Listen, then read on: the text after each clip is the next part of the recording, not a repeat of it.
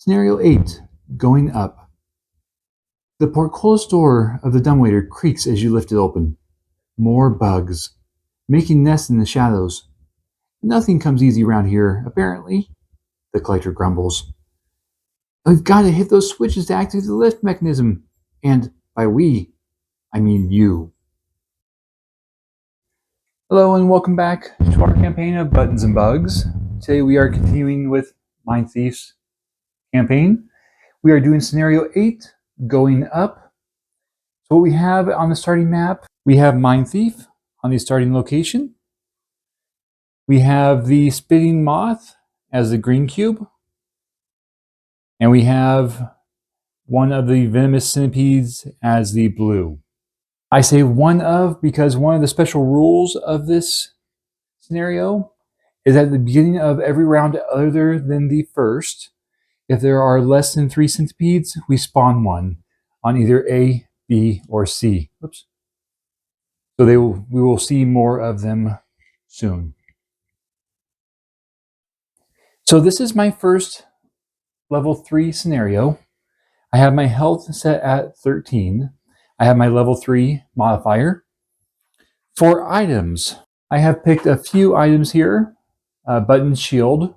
During an enemy's attack, I can gain 1 shield. It's a single-handed item. Venomous Fang, my other single-handed item. During a melee attack, I can add poison.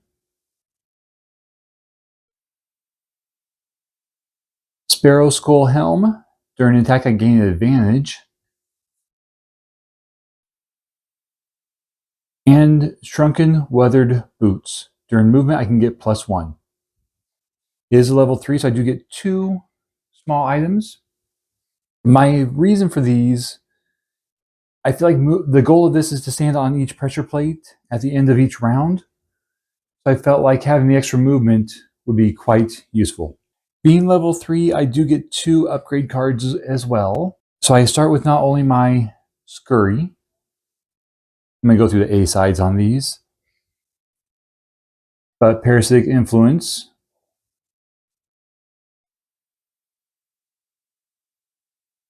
I have also upgraded Corrupting Embrace and Dark Frenzy.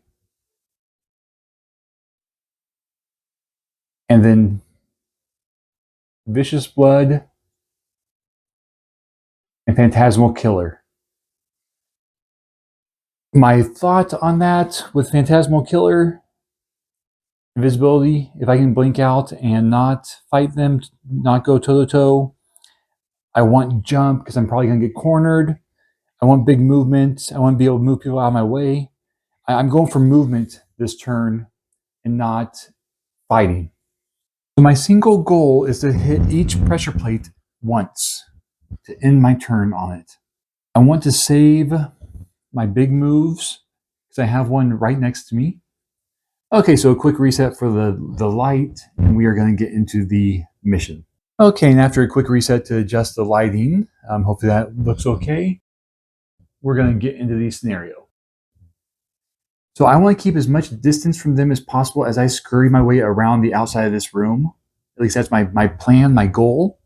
So I'm going to take these two, Scurry and Parasitic Influence. I'll be acting on a 20. The Moth is 87. The Centipede is 18, so the Centipede's going first. He's going to move 2, has a jump, does not need it. Comes down, is chomping me for 1 with looks like a muddle and a poison. Hits for 0, but as mentioned, I do get muddled and poisoned. So he's done, it's my turn. I'm going to use the top action of Scurry to use the movement of 3. I just want to move 1 onto that pressure plate. I will use the bottom action of Parasitic Influence to choose one enemy within 3, make him move 2. I'm going to force him as far away from me as possible. And then the Moth has a movement of 1 and a range of 4. We move down 1 and 1, 2, 3, 4, 5. I am just out of range, so that ends the round. The special rules for this campaign: at the start of each round, if there are fewer than 3, there's currently 1 centipedes. We spawn 1 on either A, B, or C. We spawn a purple centipede on A. That's going to get really unfun really quickly. So, second turn. I'm seeing these two. I'll be acting on a 16. The moth will go 27. And the centipedes will both go on 33. So my plan, movement of 4. Let's get these switches as quickly as possible. 1, 2, 3, 4.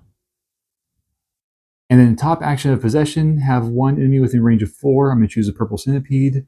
Move 2, 1, 2. And he's going to attack the moth for 3 with a muddle. It's a 1. Now I am muddled, but he is not, so it does take the 1 modifier. So he hits the moth for 4. And the moth gets muddled. That ends my turn. And my muddle does wane at the end of my turn. The moth does not move, but he has a range of 4. 1, 2, 3, 4. I am within range. So he's attacking me for 1. Hits for 2. Nope, that should move down last turn. Hits for 3. So 3. I am already poisoned, so I take 4 damage.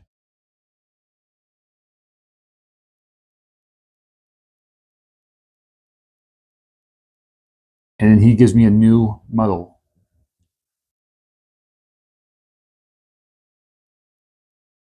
Okay. Centipede number 2. The blue one has a movement of 2. 1, 2. Cannot reach me. The purple one, movement of 2. 1, 2. Cannot reach me. And new order. Okay, so I was hoping to go around the top of the map. They blocked me, so I'm going to have to change my plan. Let's see what happens. New turn. New centipede. Red one comes in on B. And I'll go on 15. The moth is 52. The centipedes are 33. So we've got the bottom action of Corrupting Embrace. I cannot immobilize anyone within range. The biggest thing I want is that movement of 4. I'm actually going to use my boots to make it a movement of 5. Go 1, 2, 3, 4, 5. Just shy of that pressure plate, but I will get there next turn. Vicious Blood. I'm not going to attack anyone or activate the persistent effect because, again, my goal here is not to kill them. That's my turn. Those will go in my hand. The centipedes all go next. They have movement of 2 with jumps, which is going to get troublesome. 1, 2. He's going to attack me for 2 attacks of 1. Ouch. The first attack misses.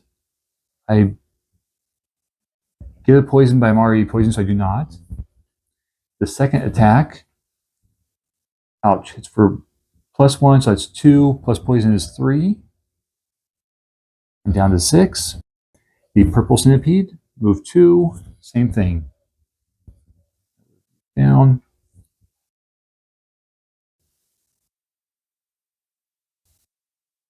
All right, so he got, of course, he gets the crit. So 1 becomes a 2, poison makes it a 3. I'm down to 3 life, and he's going to attack me again. Thankfully, that one balanced it out. Does go to 1 minus 2. So he gets the 1 minus 2. Poison makes it a +1. bounces out to 0. I take no damage from the second attack. Okay, so I'm suddenly at 3 life. The red has movement of 2, but thankfully cannot reach me. The moth, oh, he can reach me. Okay. Let's see what happens. So attacking for 2, goes down to 1. Poison takes it up to 2. I'm at 1 life. Okay, so I knew they were going to swarm me. I knew it was going to be run around, hit the switches as fast as possible. It's close to what I expected. New round, there already are 3 centipedes, so no more spawning, thankfully. I'm acting on 5.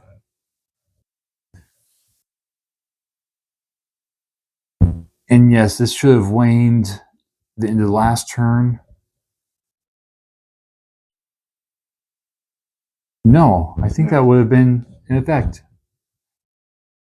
So it's either he already got a minus, so he can't get anything less than a minus. So now it wanes after his attack. Okay.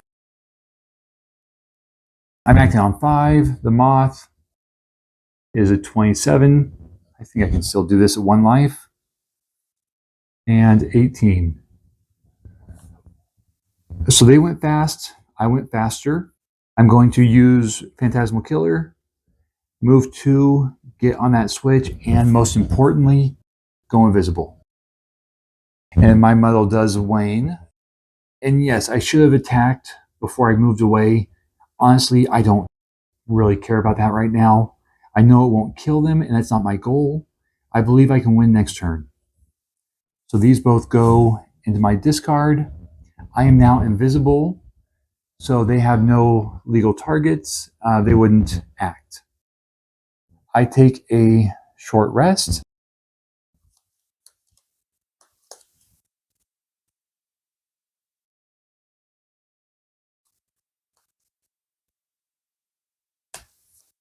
And as fairly as I can, Vicious Blood goes away.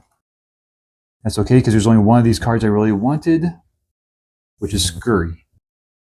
Beyond that, I don't care what else I pick. Actually, let's go with the fastest initiative.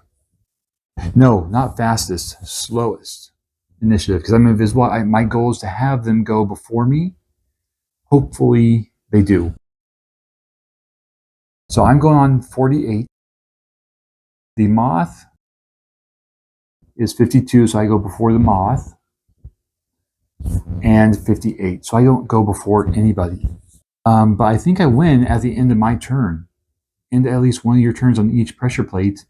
My movement 3 with a jump, 1, 2, gives me that 4th pressure plate. My invisibility would wane, but I think I've already met the objectives. I win. Now 1 life, and feel pretty good about that. I knew I didn't want to attack. I knew I wanted to run around as fast as possible. I feel like I did so. I should have used my items better. I could have shielded 1. It got really close. So be aware of that. My attack ones, again, my goal was not attacking. I even chose not to attack last turn. Overall, pretty successful. I like the ones that do not have the kill all monsters objectives. I like the alternate wins. This is a fun one, makes you think differently. Hope you enjoyed. The last mechanism clicks into place, and the dumbwaiter rumbles to life, ascending upwards. Great work, the collector praises. We just need to find the window over to the crooked bone. Something tells you there will be more monsters.